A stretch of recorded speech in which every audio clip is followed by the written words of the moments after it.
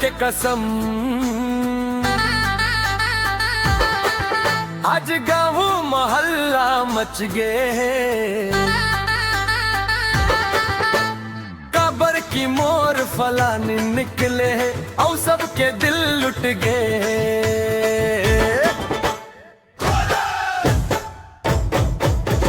देख के मोर फलानी ला दिल हो गए बेहाल।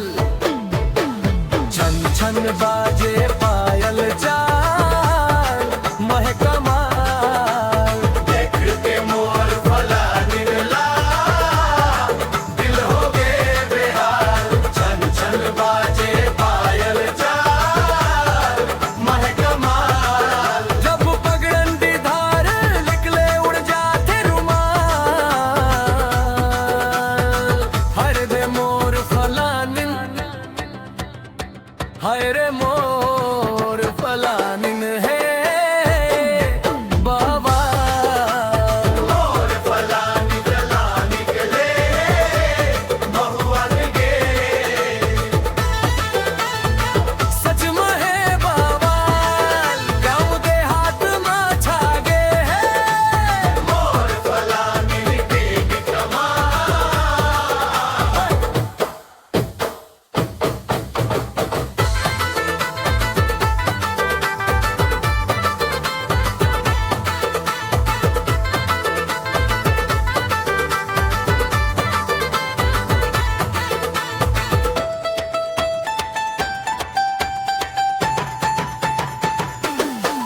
महुआ तरी खड़ी हो जाते चूरा में माच जाते शो। दरिया तीर जब पानी भरे सब पूछे कौन है छो। गजरा आँखी में साजे बिंदी दम के लाल।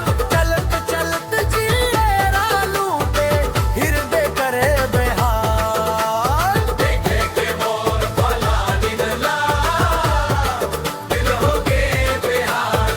छन छन बाजे पायल चाल महे कमाल। हाट बाजार में जाते जब सब छोड़े अपन काम। सब जन देखे मोर फलानी ला भूल जाते अपन नाम। कोई कही थे रानी कस है कोई कही थे अप्सरा। मोर नजर में तो भगवान खुद गढ़ के भेजे तोला। मोर फलानिन है बवाल।